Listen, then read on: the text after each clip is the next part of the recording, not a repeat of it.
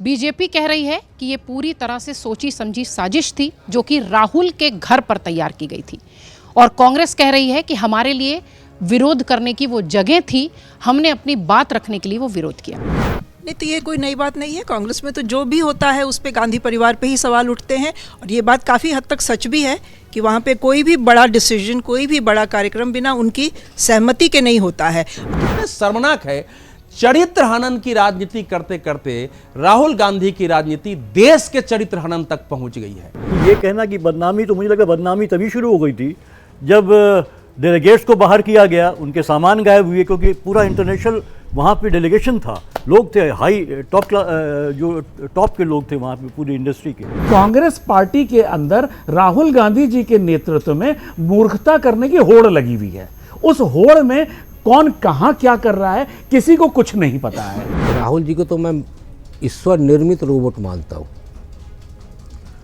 वो जिस दिन अपने से सोचना समझना शुरू कर देंगे, उस दिन से कांग्रेस में और देश पे उनका कद बढ़ जाएगा। खुद में समझ है नहीं और दूसरे से लेना नहीं, वो किससे लेना है तय नहीं कर पा रहे।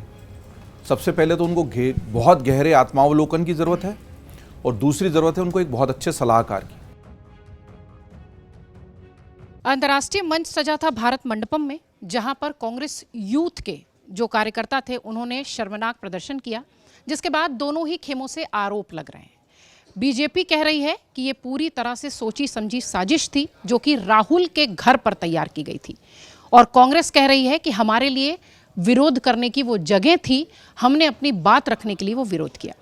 इन दोनों ही दावों में कितना दम है और दोनों के पास कितने सबूत हैं इस तरीके के आरोप लगाने पर, इसी का विश्लेषण करेंगे हमारे मेहमानों के साथ। परिचय कराती हूँ। पीयूष पंत जी वरिष्ठ पत्रकार, पूर्णिमा त्रिपाठी जी हमारे साथ हैं, राकेश शुक्ल जी हैं, अनुराग वर्मा जी हमारे साथ हैं, अवधेश कुमार जी बहुत दिनों बाद हमारे साथ जुड़े हुए हैं, और अमर उजाला डिजिटल के संपादक जयदीप कर्णिक जी भी हमारे साथ हैं। अनुराग जी, शुरुआत आपसे करूँगी क्योंकि प्रश्न राहुल गांधी का है, तो आपके पसंदीदा विषय भी हैं और आप उस पर बहुत अच्छे से अपनी बात भी रख देते हैं। राहुल गांधी के घर पर पूरी योजना बनाई गई, बीजेपी का ये आरोप, क्या सबूत, कितना दम इस आरोप में? देखिए, इसमें दो चीज़ें हैं। अभी शायद राकेश जी ने बोला था कि इस टाइप की कोई भी प्रदर्शन की जब तैयारी करी जाती है तो अगर या तो वो ऊपर से आती है कि ऐसा हमने प्रदर्शन करना है, या फिर वो नीचे से तैयारी या प्लानिंग होकर जाती है अप्रूवल के लिए। देखिए, कांग्रेस पार्टी में नेहरू गांधी परिवार के अलावा तो कुछ है नहीं, जो भी पद हैं वो सब ऑर्नामेंटल है, दिखावे के लिए हैं। तो अगर नेहरू गांधी फैमिली से, राहुल गांधी जी से इस प्रदर्शन को करने की आज्ञा नहीं ली गई थी या उनको लूप में नहीं रखा गया था, तो भी ये शर्म की बात है कि आपकी पार्टी के लोग बिना कुछ जाने आपको इतना भी नहीं समझते कि आपसे पूछा जाए। और अगर वो राहुल गांधी जी की सहमति से हुआ है तो वो और भी ज़्यादा शर्मसार है। अब मैं इस टाइप की हरकतों की सच्चाई पे आता हूं। देखिए, कांग्रेस पार्टी स्पेशली राहुल गांधी जी के नेतृत्व में इस तरह की बेवकूफ़ियां, मैं कहूंगा मूर्खता करने की दिशा में ऐसी ज़्यादा चल चुकी है कि अब वहां पे मूर्खता करने की होड़ लगी हुई है कि अरे तो तुमने तो इतना ही किया, तुमने तो पार्लियामेंट को ही डिसरप्ट किया, हम तो देखो अब एआई समिट को डिसरप्ट करेंगे, हम तो जी कोई विदेशी आएंगे उनके सामने अपने कपड़े उतार देंगे। तो अब ये कांग्रेस पार्टी के अंदर राहुल गांधी जी के नेतृत्व में मूर्खता करने की होड़ लगी हुई है। उस होड़ में कौन कहां क्या कर रहा है किसी को कुछ नहीं पता है, और इसमें मैं प्रतीक्षा जी फिर कहूंगा, इसमें उस मूर्खतापने की होड़ में और जो सीटों की, वोटों की लड़ाई में जो आप देश बदनाम कर रहे हैं, उसमें जो सफर कर रहा है वो मेरे जैसा देश का नागरिक कर रहा है। अगर मैं कहीं जाके बताऊंगा, कहीं बाहर विदेश में जाके जमीन पर खड़ा होगा, वहां वो मेरे से ये कहेगा, वही देश ना जिसमें जब विदेशी प्रतिनिधि आते हैं तुम्हारे देश के लोग कपड़े उतार देते हैं। मुझे इस चीज का जवाब चाहिए राहुल गांधी से। क्या वो मुझे शर्मसार करना चाहते हैं? वो किसे करना चाहते हैं? वो खुद जाके जिससे हाथ जोड़ना है कि उनके पार्टी के नेता जाके पाकिस्तान में कहते हैं हमें जिताओ, पता नहीं मुशर्रफ ने यहां के वोट देना है, किसने देना है, वो उनको ज्यादा पता होगा। लेकिन मुझे क्यों शर्म से, एक भारत के आम नागरिक को क्यों शर्मसार किया जा रहा है, इसका जवाब इस पार्टी को देना पड़ेगा। राहुल गांधी पर अब सवाल उठ रहे हैं, अगर आपको पता था तो भी और अगर आपको नहीं पता था तो भी। नहीं तो ये कोई नई बात नहीं है। कांग्रेस में तो जो भी होता है उस पे गांधी परिवार पे ही सवाल उठते हैं, और ये बात काफ़ी हद तक सच भी है कि वहाँ पे कोई भी बड़ा डिसीजन, कोई भी बड़ा कार्यक्रम बिना उनकी सहमति के नहीं होता है। अब वो सहमति किस हद तक होती है और संबित पात्रा के पास क्या आधार हैं जो वो कह रहे हैं कि उनके घर पर प्लानिंग हुई, साजिश हुई, अगर साजिश है वाकई में तो अभी तक सरकार ने उसके ऊपर कोई एक्शन क्यों नहीं लिया है, हम ये भी जानना चाहेंगे। ये साजिश का आरोप बार बार लगा देना हवा में बातें करने जैसा क्यों बन जाता है? आप साजिश लगा देते हैं कि प्रधानमंत्री के ऊपर जानलेवा हमला लोकसभा के अंदर हो जाता, कांग्रेस की महिलाएं उनके ऊपर हमला कर देती, फिर उसका आप कोई उस पर कार्रवाई नहीं करते हैं, कोई आपकी तरफ से उसमें एक्शन नहीं लिया जाता है।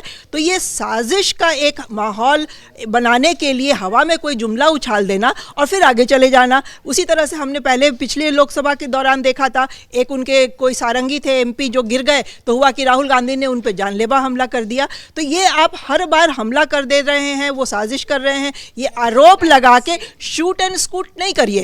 जिम्मेदारी सरकार की है, जिम्मेदारी सरकार की है। अगर सरकार के पास इतनी पुख्ता इंफॉर्मेशन है कि संबित पात्रा बिल्कुल नेशनलाइज्ड टेलीकास्ट में अपना प्रधानमंत्री के संबोधन की तरह संबोधन करके कह रहे हैं, तो फिर आप उस पर तुरंत कार्रवाई करिए।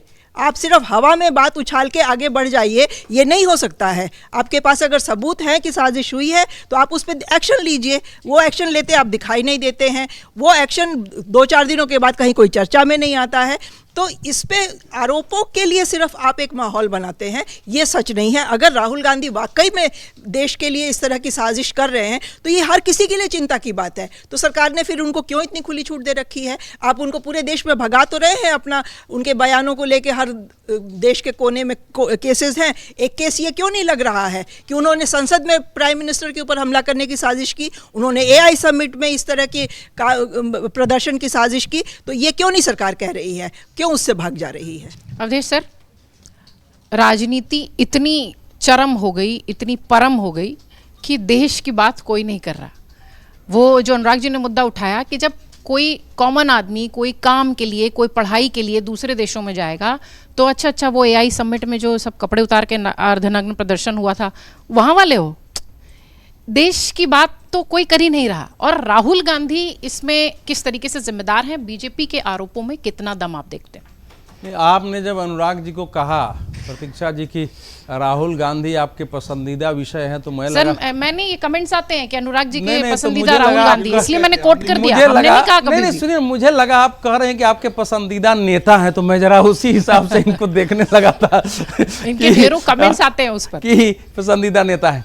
देखिए, अगर सोच यही है, पूरा षड्यंत्र इसके लिए है कि किसी ढंग से राहुल गांधी पर मुकदमे हो, उनको जेल में डाला जाए, पार्लियामेंट से उनको मुअत्तल किया जाए, उनकी सदस्यता खत्म की जाए, तो कम से कम मैं ये मानता हूं कि इस देश की सरकार को इतनी अकल होगी कि इस षड्यंत्र को सफल नहीं होने देगा। आप जो कुछ कर रहे हैं, जितने शर्मनाक हरकत करते हैं आप करते रहिए, जनता उत्तर देगी। विश्व समुदाय को भी हम इतना नादान न माने।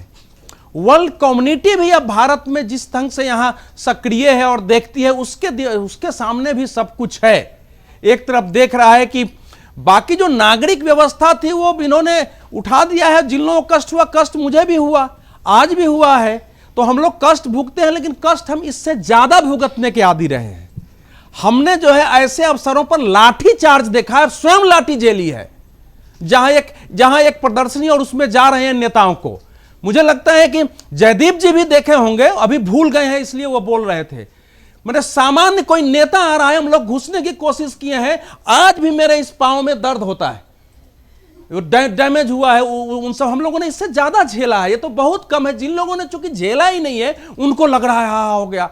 तो इसीलिए है, अव्यवस्था जो हुई है वो ठीक है, वो दिखाई दे रहा है। ट्रैफिक का सिस्टम, हम तो उसी एरिया में रहते हैं, रोज होता है। लेकिन ट्रैफिक से ज्यादा महत्वपूर्ण यह है कि हमारे कष्ट झेलते हुए देश जो है कितनी बड़ी छलांग की योजना से ये आयोजन कर रहा था। कई बार बिना कष्ट उठाए हुए, बिना सेक्रीफाइस किए हुए, बिना बलि चढ़ाए हुए, सब कुछ सुख सुविधा के साथ बड़ी उपलब्धियां नहीं होती है। जहां हमारा देश खड़ा है वहां हजारों लाखों लोगों ने, जिनका नाम भी अलग अलग तरीके से कंप्रोमाइज करते हैं।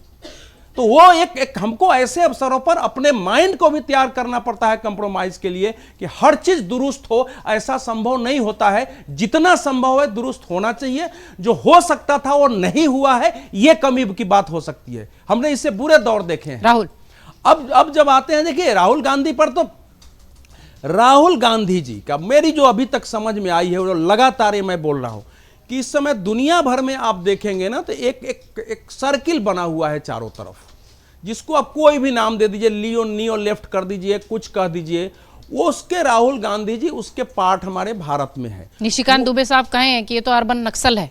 और देखिए, अर्बन नक्सल का प्रयोग तो पी चिदम्बरम साहब ने किया था, उसमें हमने लेख भी लिखा था। अर्बन नक्सल का प्रयोग पहली बार गृह मंत्री पी चिदम्बरम ने किया था उस शब्द को। वो अर्बन नक्सल का मतलब क्या होता है कि मैंने अगर मान लीजिए मैंने अगर जयदीप जी के या आपके में एक प्रशंसा लिख दी, तो चारों तरफ से सोशल मीडिया पर ऐसी स्थिति पैदा करो कि मैं शर्मसार होकर उलट जाऊं अलग अलग तरीकों से, और जो गलत काम है उसी को सपोर्ट मिलने लगे। तो एक वातावरण बनाने का होता है। अब उसमें आप देखेंगे तो 16-17 साल के एक लड़की को दुनिया में पर्यावरण की हीरोइन बना दिया जाता है, ग्रेटा थनबर्ग को। एक जो है नाचने गाली वाली को वर्ल्ड की एक्टिविस्ट बना दिया जाता है।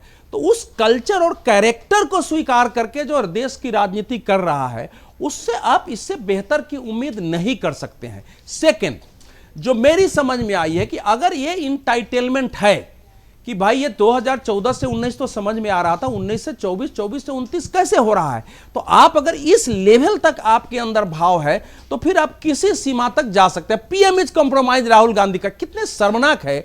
चरित्र हनन की राजनीति करते करते राहुल गांधी की राजनीति देश के चरित्र हनन तक पहुंच गई है। एपस्टीन फाइल से नरेंद्र मोदी का क्या लेना देना है? जिस फाइल की, उस फाइल की जिस रूप में बदनामी है, क्या उस रूप में कोई नाम है क्या? दुनिया में बहुत लोगों से बात हो सकती है, लेकिन आप अगर संसद के बाहर खड़े होकर कहते हैं कि prime minister PM is compromise क्योंकि अभी एपस्टीन फाइल में माल ज्यादा है, तो बिना कहे हुए भी आपके कार्यकर्ताओं में यह भाव जाता है कि हमको भी यही करना है। यह है, आप अगर कहते हैं कि पीएम इसलिए कंप्रोमाइज हो गया कि अडानी का एक केस है उसके दबाव में चलते हैं, तो फिर वो आपके कार्यकर्ताओं के लिए वही हो जाता है।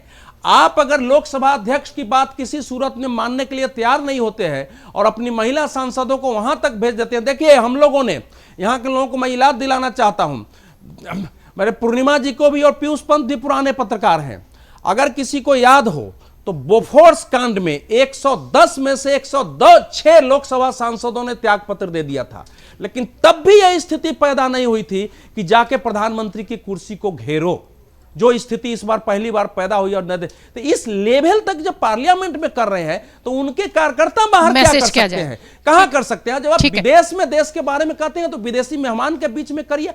अगर पीड़ा यह है कि हर जगह विपक्ष के नेता मैक्रो आते हैं तब भी मिले, लूला डे सिल्वा आते हैं वो भी मिले, स्पेन के भी राष्ट्रपति आते हैं वो भी मिले, और जो यूनाइटेड नेशन के चीफ आते हैं वो भी मिले, तो ये तो फिर भी उनको तय करना है मुलाकात का, भारत तो नहीं। तो अगर वो चाहेंगे कि हमको मिलना है तो कोई रोकेगा थोड़े। आपने अपने को क्यों ऐसा बनाया है कि आपको कोई उसकी छटपटाहट में आपके लोग मतलब देश के चरित्र और देश को निर्वस्त करने में लगे हैं? तो इसलिए राहुल गांधी की ये जो पॉलिटिक्स है, ये केवल इतना नहीं है कि वो अपना दुश्मन आप है, ये बहुत भयानक है, ये डरावना पॉलिटिक्स है। यहीं से एनार्किस्ट वायोलेंट, यहीं से मतलब अराजक हिंसा का दौर पैदा होता है। राजनीति में मारकाट शुरू हो सकती है, गाली गलौज की नौबत आ सकती है, पार्लियामेंट में मारपीट हो सकती है। तो अब ये देखना है कि राहुल गांधी की जो पॉलिटिक्स है उससे निपटने का उपाय क्या हो सकता है? उपाय क्या होगा? अवधेश जी ने याद दिला दिया बोफोर्स का कि उस समय भी ऐसी स्थिति नहीं आई थी। वो भूल गए, उनकी सेलेक्टिव मेमोरी है कि मनमोहन सिंह खड़े होकर भाषण दे रहे हैं और उनके ऊपर सामने खड़े होकर विपक्ष के नेता, बीजेपी विपक्ष में है, उनके ऊपर कागज फाड़ फाड़ के फेंका जा रहा है। तो सेलेक्टिव एमनीजिया अच्छी चीज नहीं है राजनीति में अवधेश जी, हर चीज याद रखनी चाहिए। दोनों ही पक्ष को बहुत समझने की नहीं, कागज नहीं फेंका गया। निशिकांत की बात की थी उस तरीके कागज बिल्कुल गलत वीडियो। सुनिए कागज नहीं, डाले ठीक पूरा है, सुनिए, मैं इसका सुनिए पूरा लेकिन घेले मैं अरुण इसको जेटली जी भी थे मैं और बहुत इस बात से नेता थे। को सर, बहुत पूरी जल्दी प्रामाणिकता के साथ कह सकता हूं, कागज फाड़े गए थे। पार्लियामेंट में कागज फेंकने की फाड़े गए परंपरा थे, पीएम के ऊपर फेंके गए थे या 2016 के नहीं, बाद ये से हुई देखने की बात है। नहीं, एक बार ममता बनर्जी ने फेंका था, उसके बाद 2016 से होगा। दूसरी मैं याद दिला रहा हूं, पार्लियामेंट में सबसे ज्यादा हंगामा 2024 और 2014 और 13 में तेलंगाना बिल को लेकर के हुआ था। जब गृह मंत्री पर रहे थे तो स्वयं कांग्रेस के आंध्र प्रदेश के सांसदों ने उनको बोलने नहीं दिया, लोकसभा का प्रसारण बंद करना पड़ा। और लोग आते थे ये पहन के, क्या बोलते हैं उसको, हेलमेट पहन के सांसद आने लगे थे। मिर्च का स्प्रे हुआ था और सोनिया गांधी जी को 24 फरवरी में डेट बोल रहा हूं, बीजेपी वाले भी यही करते रहे हैं। बीजेपी वाले को तेलंगाना बिल पास कराने के लिए सारे दरवाजे बंद कराने वालों को क्यों आप जो है अपनी पार्टी के लोगों के। यही तो शर्मनाक है ना सर, क्या करें, यही तो विडंबना है देश की, हमारे की देश की नहीं, सबसे बड़ी अपनी पंचायत पार्टी की में बात ये है, करते हैं। आरोप दूसरे पर लगाया जा रहा है। सर ठीक है, उन्होंने अपनी बात रखी। पीयूष सर, यही बात है कि देखिए आप सेलेक्टिवली नहीं कर सकते, बीजेपी वाले भी ये करते रहे हैं। आप बीजेपी का क्लियर कट ये वीडियो है जो राहुल आप और देख के कह कांग्रेस रहे इसकी हैं। जिम्मेदारी लेंगे या नहीं, ये कहेंगे कि नहीं कि ये गलत था, प्रदर्शन करना ठीक था, डेटा की बात ठीक थी, ये कार्यक्रम मोदी का नहीं था, ये कार्यक्रम बीजेपी का नहीं था, ये कार्यक्रम भारत का था। कांग्रेस जिम्मेदारी लेगी या नहीं इस गलती की? हाँ देखिए, कांग्रेस को लेनी चाहिए, वैसे कांग्रेस की आदत नहीं है लेने की, चूंकि पॉलिटिकल पार्टी है और उसके जो मूव होते हैं, हर पॉलिटिकल पार्टी के मूव पॉलिटिकल होते हैं।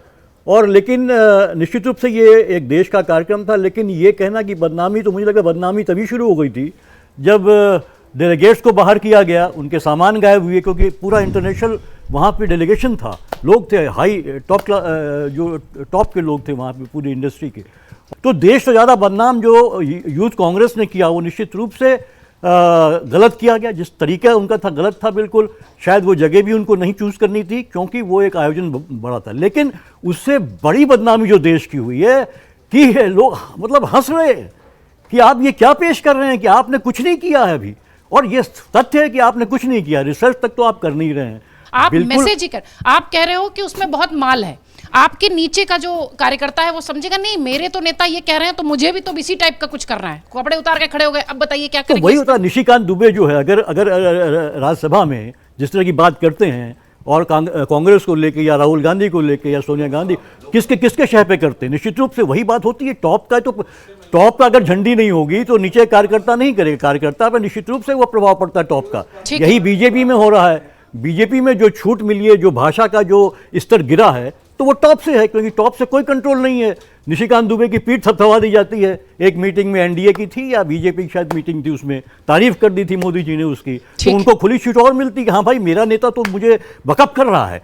तो ये होता है देखिए, इसीलिए जो टॉप लीडरशिप है उसको सोचना चाहिए इस बारे में कि वो किस तरह की चीज़ों को अलाउ कर रही है। तो राहुल गांधी ने अगर इस तरह की चीज़ें हो रही है तो निश्चित रूप से राहुल गांधी को भी जिम्मेदार उसका कहा सकता है, उसी तरह जिस तरह से मोदी जी को जिम्मेदार ठहराया जा सकता है कि निशिकांत दुबे जिस तरह का व्यवहार कर रहे हैं। मैं यही पूछ रही थी राकेश सर, इस वक्त कांग्रेस, राहुल गांधी, जैसा कि आपने कहा भी कि अगर जो प्रमुख है अगर उस तक ये मैसेज नहीं जाता है कि हाँ भाई हम ये प्रदर्शन करने जा रहे हैं, टी शर्ट छपवा दिया, क्यूआर कोड बनवा लिया, रजिस्ट्रेशन करा लिया, इसका मतलब ऐसा तो नहीं होगा कि ये कोई संयोग हुआ होगा प्रदर्शन, ये पूरी तरह से प्रयोग था। राहुल, देखिए क्या है ना कि राहुल जी की यदि आप बात करिए तो राहुल जी को तो मैं ईश्वर निर्मित रोबोट मानता हूँ। वो जिस दिन अपने से सोचना समझना शुरू कर देंगे उस दिन से कांग्रेस में और देश में उनका कद बढ़ जाएगा। उनको जो फीड किया जाता है वो वही करते हैं। उनको फीड किया गया होगा, मैं पहले ही बोल चुका हूँ कि उनको 2 फीडिंग दी जाती है, इससे हेडलाइन बनेगा और इससे सरकार बैकफुट पे जाएगी। और सर सब उल्टा पड़ रहा है, कौन फीड दे रहा है ये इस योजना को लेके भी कि जब हम AI समिट के भारत मंडपम में जाके प्रदर्शन करेंगे, उससे अंतिम दिन जब AI समिट समाप्त हो रही है उस दिन हम हेडलाइन बनेंगे दुनिया भर के न्यूज एजेंसियों में और सरकार बैक फुट पे रहेगी। तो योजना बना के जब उनको बताया गया होगा तो उनने कहा होगा ओके, क्योंकि ये दोनों चीज़ें उनको बहुत पसंद है। राहुल गांधी जी का जहाँ तक वो है तो यदि सोचने समझने की बात होती तो कभी भी वो अनर्गल बात नहीं करते और 14 से 24 के बीच में आधा दर्जन से ज़्यादा मुकदमों में उनको जमानत लेके नहीं घूमना पड़ता। तो मैं राहुल जी को दोष बिल्कुल नहीं देता हूँ। राहुल जी की जो कोठरी में बैठे हुए लोग हैं वो भी राहुल गांधी जी की जैसे ही हैं। आरोप की जहाँ तक आप बात करते हैं, देखिए आरोप जो है वो किसी भी नैरेटिव की नींव होती है। आरोप कभी तथ्यों पे नहीं होता, उसको तथ्यों की आवश्यकता नहीं होती। वो नैरेटिव बनाने के लिए न्यू डालता है आरोप, और यदि नैरेटिव थोड़ा सा बिल्डअप करता है तो आप फिर समझिए वही आरोप आगे चल के एक इमारत का रूप ले लेता है।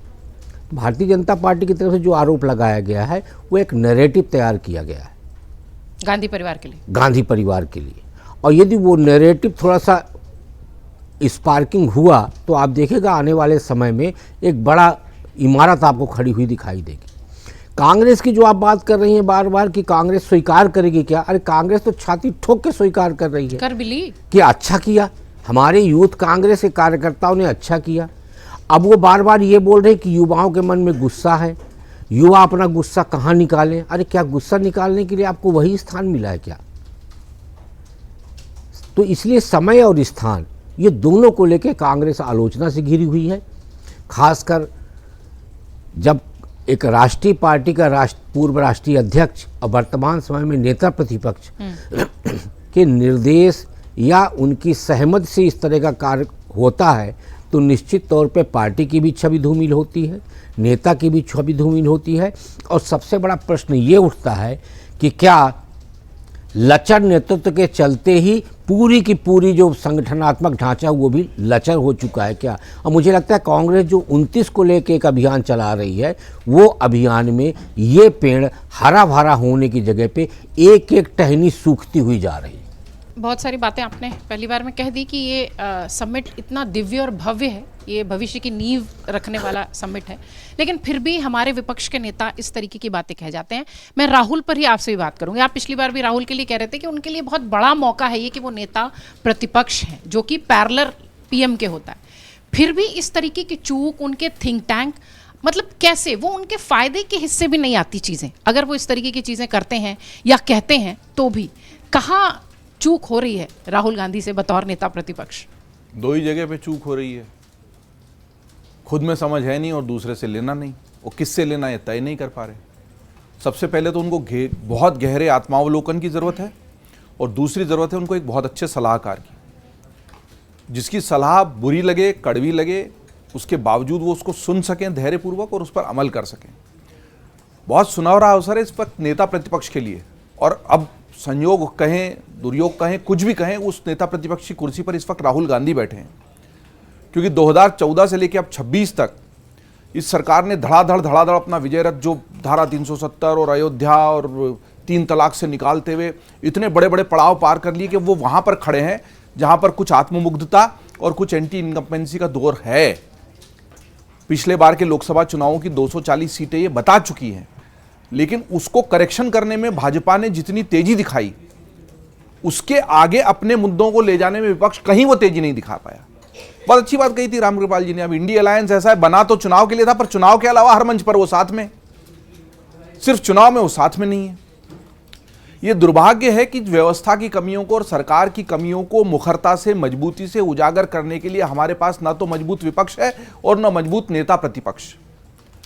बहुत अपने पूरे करियर की सबसे सुनहरे अवसर पर खड़े हैं राहुल गांधी, जहां से वो सही मुद्दे सही तरीके से, इन दोनों का कॉम्बिनेशन बहुत जरूरी है, सही मुद्दे सही तरीके से उठाकर उन लोगों की आवाज बन सकते हैं जिनको कमियां नजर आती हैं। और कमियां रहती हैं, कोई भी परिपूर्ण नहीं होता, मनुष्य परिपूर्ण नहीं है, सरकार परिपूर्ण नहीं है, व्यवस्था।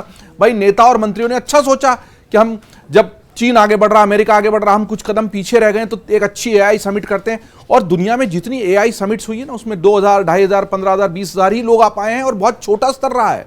इतने सारे तकनीकी दिग्गज, इतने सारे राष्ट्राध्यक्ष एक मंच पर नहीं आए हैं। चीन की आंख में फूटी आंख नहीं सुहारा, अमेरिका खुद इसको, क्योंकि अमेरिका के जो लोग अमेरिका में निवेश किए हुए एआई की तकनीक पे, वो सारे हमारे मंच पे आए हैं।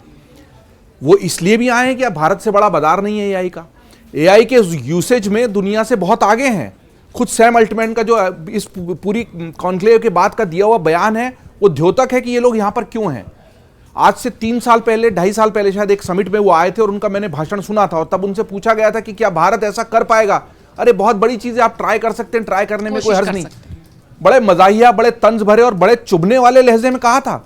वही सैम अल्टमैन कह रहे हैं कि आपके यहां पर जो यूसेज है मेरे कोडेक्स का, आपके यहां पर जो यूसेज है चैट जीपीटी का, वो भयानक है। तो भारत ने जिस तेजी से इस तकनीक को अपनाया है, उसके रूप में वो बाजार में देख रहे हैं, और भारत को ही देखना है कि हम अपने बाजार के लिए खुद क्या करें, और उसके लिए इनको लाना जरूरी था। और उस सारी ज़रूरतों को समझते हुए जिसने भी इसको संजोया, अच्छी बात है, लेकिन कमियां भी थी ना। अब उन कमियों को उजागर करने वाली रणनीति पर अगर विपक्ष और राहुल गांधी काम नहीं कर सकते हैं तो इसको दुर्भाग्य ही कह सकते हैं। किस मुद्दे को उठाना, किसको नहीं उठाना, किस तरीके से उठाना, कितना उठाना, यही तो सबसे बड़ा संतुलन होता है राजनीति का, जो आपकी सफलता और विफलता के बीच में खड़ा होता है।